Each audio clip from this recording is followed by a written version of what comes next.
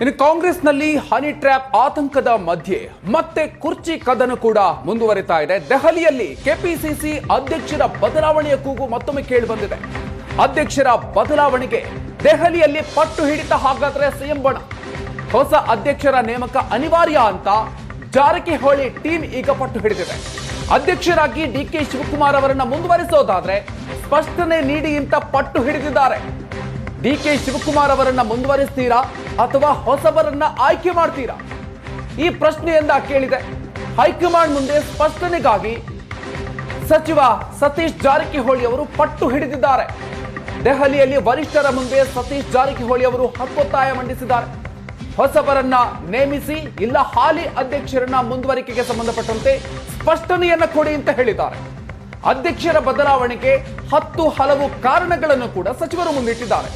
ಸಚಿವ ಸತೀಶ್ ಮಾತಿಗೆ ಯಾವುದೇ ಸ್ಪಷ್ಟನೆಯನ್ನ ಹೈಕಮಾಂಡ್ ನೀಡಿಲ್ಲ. ಸಿಎಂ ದೆಹಲಿ ಪ್ರವಾಸದ ಸಂದರ್ಭದಲ್ಲಿ ಈ ಬಗ್ಗೆ ಕೂಡ ಚರ್ಚೆಯಾಗುವಂತ ಸಾಧ್ಯತೆ ಇದೆ.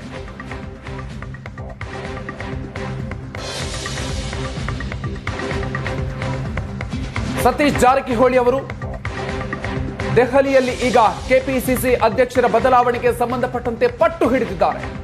ಹೈಕಮಾಂಡ್ ಮುಂದೆ ಈ ವಿಚಾರಕ್ಕೆ ಸಂಬಂಧಪಟ್ಟಂತೆ ಸ್ಪಷ್ಟನೆಯನ್ನ ಕೊಡಿ ಅಂತ ಕೇಳ್ತಾ ಇದ್ದಾರೆ. ಡಿಕೆ ಶಿವಕುಮಾರ್ ಅವರನ್ನೇ ಮುಂದುವರಿಸೋದಾದ್ರೆ ಅದಕ್ಕೆ ಸಂಬಂಧಪಟ್ಟಂತೆ ಸ್ಪಷ್ಟನೆಯನ್ನ ಕೊಡಿ. ಅವರನ್ನೇ ಮುಂದುವರಿಸ್ತೀರಾ ಅಥವಾ ಹೊಸಬರನ್ನ ಆಯ್ಕೆ ಮಾಡ್ತೀರಾ? ಈ ರೀತಿಯಾಗಿ ಸ್ಪಷ್ಟನೆಗಾಗಿ ಪಟ್ಟು ಹಿಡಿದಿದ್ದಾರೆ ಸತೀಶ್ ಜಾರಕಿಹೊಳಿ ಅವರು. ಅವರನ್ನೇ ಮುಂದುವರಿಸ್ತೀರಾ ಆದ್ರೆ ಅದಕ್ಕೆ ಸ್ಪಷ್ಟನೆಯನ್ನ ಕೊಡಿ ಅಂತ ಹೇಳಿದ್ದಾರೆ. ಆದ್ರೆ ಇದಕ್ಕೆ ಸಂಬಂಧಪಟ್ಟಂತೆ ಯಾವುದೇ ರೀತಿಯಲ್ಲೂ ಕೂಡ ಹೈಕಮಾಂಡ್ ಇಂದ ಉತ್ತರ ಬಂದಿಲ್ಲ. ಇನ್ನು ಡಿಕೆ ಶಿವಕುಮಾರ್ ಅವರ ಬದಲಾವಣೆಗೆ ಸಂಬಂಧಪಟ್ಟಂತೆ ಸತೀಶ್ ಅವರು ಕೊಟ್ಟಿರುವಂತಹ ಕಾರಣ ಏನು? ಹಲವು ಕೆಪಿಸಿಸಿ ಅಧ್ಯಕ್ಷರ ಬದಲಾವಣೆ ಆಗದೇ ಇದ್ರೆ ಪಕ್ಷ ಸಂಘಟನೆಗೆ ಹಿನ್ನಡೆ ಆಗುತ್ತೆ. ಇದು ಕಾರಣ ಒಂದು. ಇನ್ನು ಎರಡನೇ ಕಾರಣ, ಹಲವು ಜಿಲ್ಲಾಧ್ಯಕ್ಷರ ಬದಲಾವಣೆಗೆ ಡಿಕೆ ಶಿವಕುಮಾರ್ ಅವರು ಸೂಚನೆ ಕೊಟ್ಟಿದ್ದಾರೆ. ಮೂರನೇ ಕಾರಣ, ಬದಲಾವಣೆ ಕಾರಣಕ್ಕೆ ಕೆಲಸ ಮಾಡೋದಕ್ಕೆ ಜಿಲ್ಲಾಧ್ಯಕ್ಷರು ಹಿಂದೇಟು ಹಾಕ್ತಾ ಇದ್ದಾರೆ. ಜಿಲ್ಲಾಧ್ಯಕ್ಷರ ನಿರಾಸಕ್ತಿಯಿಂದಾಗಿ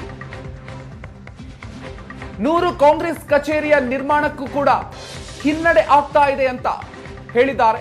ಇನ್ನು ಸ್ಥಳೀಯ ಸಂಸ್ಥೆಗಳ ಚುನಾವಣೆಗೆ ತಯಾರಿಯ ವೇಗ ಪಡಿಬೇಕಾಗಿದೆ.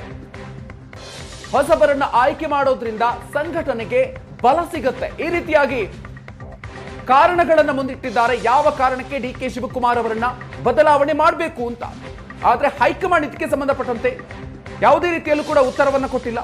ಮುಖ್ಯಮಂತ್ರಿಗಳು ದೆಹಲಿಗೆ ತೆರಳುವಂತಹ ಸಂದರ್ಭದಲ್ಲಿ ಅವರ ಜೊತೆಗೇನೆ ಈ ವಿಚಾರವಾಗಿ ಚರ್ಚೆ ನಡೆಸುವಂತಹ ಸಾಧ್ಯತೆ ಕೂಡ ಇದೆ.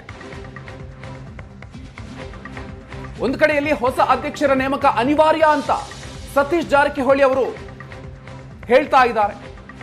ಆದ್ರೆ ಇದಕ್ಕೆ ಸಂಬಂಧಪಟ್ಟಂತೆ ಹೈಕಮಾಂಡ್ ಇಂದ ಯಾವುದೇ ರೀತಿಯಲ್ಲೂ ಕೂಡ ಉತ್ತರಗಳು ಬರ್ತಾ ಇಲ್ಲ.